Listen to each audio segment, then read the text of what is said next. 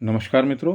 आज के इस वर्कशॉप में मैं आपका स्वागत करता हूं। ये जो हमारा वर्कशॉप है यह TCM pulse diagnosis, TCM pulse balancing, ये इस वर्कशॉप का नाम है। यहाँ पे हम लोग जो पढ़ेंगे वो पढ़ेंगे पल्स डायग्नोसिस, पल्स डायग्नोसिस। और ये हमारा जो है ये बेसिक होगा, बेसिक डायग्नोसिस होगा ये हमारा।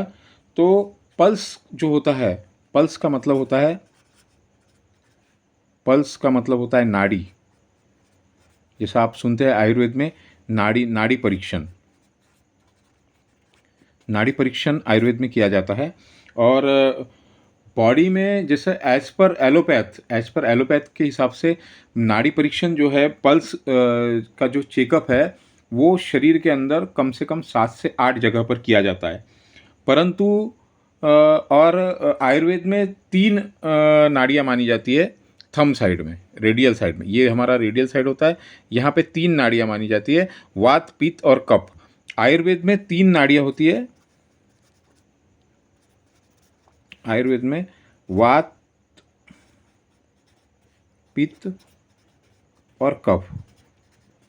लेकिन हमारा जो बेस है वो है टीसीएम, ट्रेडिशनल क्लासिकल मेरिडियन या ट्रेडिशनल क्लासिकल मेडिसिन। तो ये जो हम पढ़ेंगे ये हमारा जो टीसीएम बेस जो है यह केवल रेडियल आर्टरी पर, हमारा जो रेडियल आर्टरी होती है, radial artery, radial artery side, मतलब इसके अंदर हम लोग जो देखेंगे वो, जैसे कि आप, ये हमारा थंब है, ये हमारा हाथ है,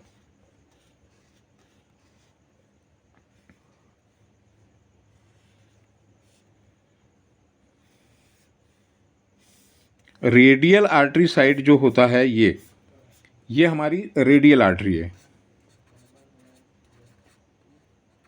रेडियल आर्टरी। आप लोग जो मैं बोल रहा हूँ उसको भी आप लिख सकते हैं। मैं कुछ जो बातें हैं वो आपको लिखकर थोड़ी कम बातें बता रहा हूँ। रेडियल आर्टरी साइड, तो यहाँ पे हमारे शरीर में होने वाले पूरे रोगों के बारे में ये एक रेडियल आर्टरी हमारे को बताती है। यह टीसीएम बेस है जिसमें हम पढ़ेंगे, लेकिन आयुर्वेद में इसका पूरा नाड़ी शास्त्र भरा भरा पड़ा है। इसमें हम टीसीएम बेस पढ़ेंगे। तो आर्टरी जो होती है ये, इसका पल्स डायग्नोसिस का बेस जो है वो हमारा वह टीसीएम है, मतलब ट्रेडिशनल क्लासिकल मेडिसिन। अब आप लोग एक काम करिए कि आपका जो थंब साइड हाथ है, ये जो थंब है, यहाँ पर आप प्रैक्टिकल शुरू कीजिए।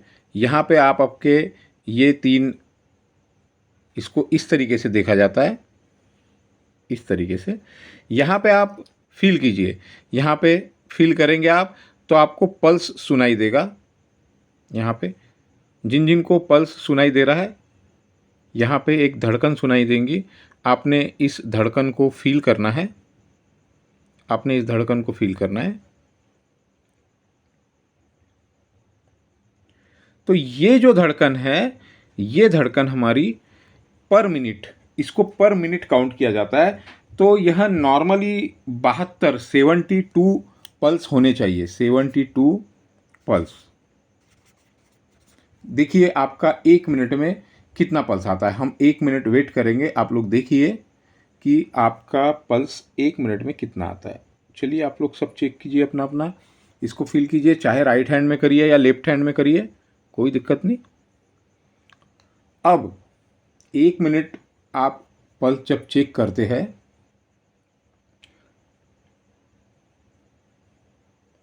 1 मिनट जब आप पल्स चेक करते हैं तो वह 72 में आप 2 कम समझ लीजिए, 70 टू 80 के बीच में, 70 टू 78 के बीच में होना चाहिए। यह जो चीज़ है यह एक नॉर्मल पल्स है आपका। अब कि अगर किसी का 80 के ऊपर आ रहा है, 80 के ऊपर अगर आ रहा है तो इसका मतलब कुछ प्रॉब्लम्स है, उनके कुछ ऑर्गन्स में प्रॉब्लम्स है जिसकी वजह से पल्स रेट बढ़ा हुआ है। और ये जो 78 है, यंग एज में यंग जो है उनका 68 से कम तो होना ही नहीं चाहिए। हाँ, एक बात हो सकती है कि जो ओल्ड एज है उनका 68 तक चल जाएगा, क्योंकि उनका जो श्वास ब्रीथिंग का जो है हार्ट रेट जो है वह स्थिर होता है, उनका ब्रीथिंग कम होता है, इसलिए उनका जो डायग्नोसिस उनका जो पल्स रेट है वो चल जाएगा। लेकिन जिनका 80 टू 90 है, जिनका 80 टू 90 है, उनके किसी शरीर के किसी ऑर्गन में एनर्जी एक्सेस हो रही है, उनके किसी एनर्जी जो है, क्योंकि हम टीसीएम की बात कर रहे हैं तो टीसीएम में एनर्जी एक्सेस या एनर्जी कम हो जाती है या एनर्जी ज़्यादा हो जाती है। तो यहाँ पे एनर्जी एक्सेस हो रही है। एक बात इसमें आप ध्यान रखिए, लिख लीजिए आप कि बच्चों का जो पल्स है वह 100 तक जा सकता है, तो क्योंकि उसका हार्ट रिदम फास्ट होता है, ज़्यादा होता है, तो उसमें कोई प्रॉब्लम वाली बात नहीं होती है। अब जिन लोगों का 90 से ज़्यादा पल्स रेट है, जिनका 90 से ज़्यादा पल्स रेट है, 90 से ज़्यादा है, इसका मतलब यह है कि वह डेंजर जोन में है, उसे किसी भी प्रकार का स्ट्रोक या अटैक हो सकता है। पल्स डायग्नोसिस के लिए आपका ब्रेन, जब भी आप पल्स डायग्नोसिस पेशेंट का करते हैं या खुद का भी करते हैं, तो आपका ब्रेन और वातावरण शांत होना चाहिए, क्योंकि ये जो धड़कन है, तो आप लोग इस धड़कन को महसूस करिए। तो इस महसूस करिए आप धड़कन को 70 टू 68 65 70 टू 75 78 तक आपका पल्स रेट होना चाहिए। तो हमारा जो वर्कशॉप शुरू हो रहा है, उस वर्कशॉप में हम इस चीज़ को और आगे डिटेल में सीखेंगे। जो लोग वर्कशॉप को ज्वाइन करना चाहते हैं वह लोग आज का आखिरी दिन है, आप लोग पल्स डायग्नोस का वर्कशॉप ज्वाइन कीजिए, जिसमें हम बेसिक इसका सीखेंगे और साथ साथ में इसको हमने ठीक कैसे करना है, पल्स को हमने ठीक कैसे करना है। यह केवल हम 3 से 4 नीडल लगाकर या काली मिर्च लगाकर इसको हम कैसे ठीक कर सकते हैं, ये चीज़ हम सीखेंगे। आशा करता हूँ मेरा यह वीडियो पसंद आएगा और ये वर्कशॉप भी आपको पसंद आएगा। तो आप फटाफट जल्दी कीजिए, आज आखिरी दिन है। आज शाम से इसके 2 दिन आपको वीडियो डाले जाएंगे, 3 से 4 वीडियो हो सकते हैं, छोटे छोटे वीडियो बनाऊंगा मैं ताकि आप अच्छे से समझ सके।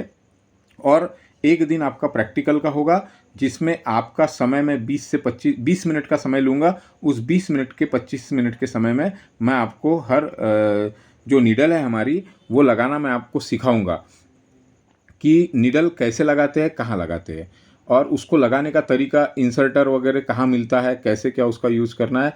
या फिर आप वहाँ पर ब्लैक पिंपर या रुद्राक्ष, छोटे वाले रुद्राक्ष आते हैं, वो रुद्राक्ष लगाकर भी आप उसको ठीक कर सकते हैं। हम केवल पल्स को ठीक नहीं करेंगे, हम चक्रा को भी हील करेंगे, चक्रा को भी बैलेंस करेंगे, हम आपके नर्वस सिस्टम को भी बैलेंस करेंगे और हम आपके ब्रेन सिस्टम को भी बैलेंस करेंगे। तो यह वर्कशॉप आप ज़रूर अटेंड कीजिए। धन्यवाद।